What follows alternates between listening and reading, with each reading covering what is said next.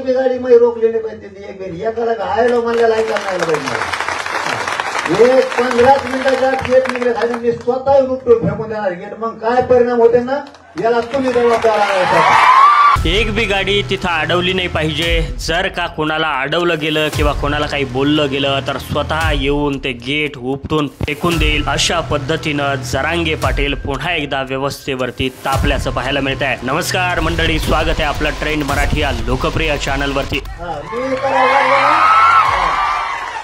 कोणाचं ऐकत नाही, कुणाला मोज येत नाही, गेलं सगळं उडत।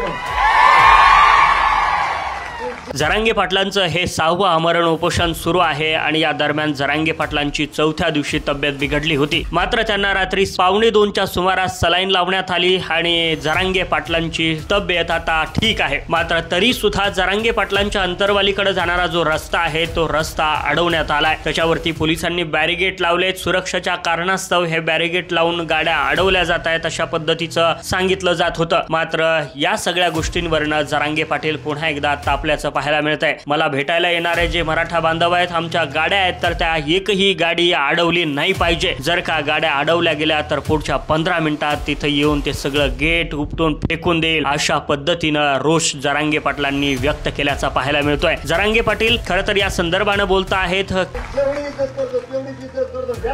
लागलो ना तर मी कोणालाच गेलेत नाही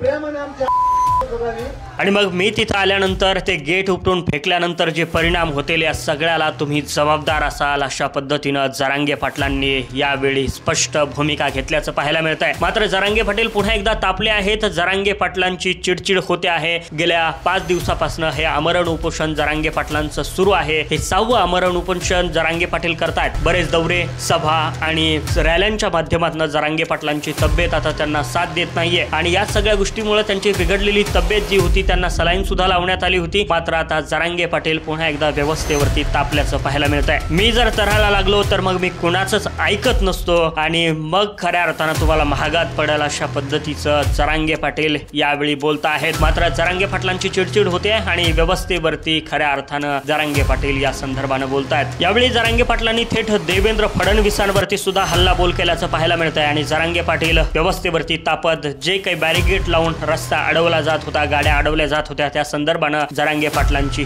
होत असलेली चिडचिड आणि हा व्हिडिओ सुद्धा सोशल मीडियावरती प्रचंड व्हायरल होतोय। जरांगे पाटलांचं हे 6वं आमरण उपोषण चालू आहे आणि त्या निमित्तानं जरांगे पाटील बोलतायत। मंडळी, या सगळ्या गोष्टीविषयी तुमचं मत नक्की कमेंट करून सांगायला विसरू नका। अशाच व्हिडिओसाठी ट्रेंड मराठीला सबस्क्राईब करून ठेवा।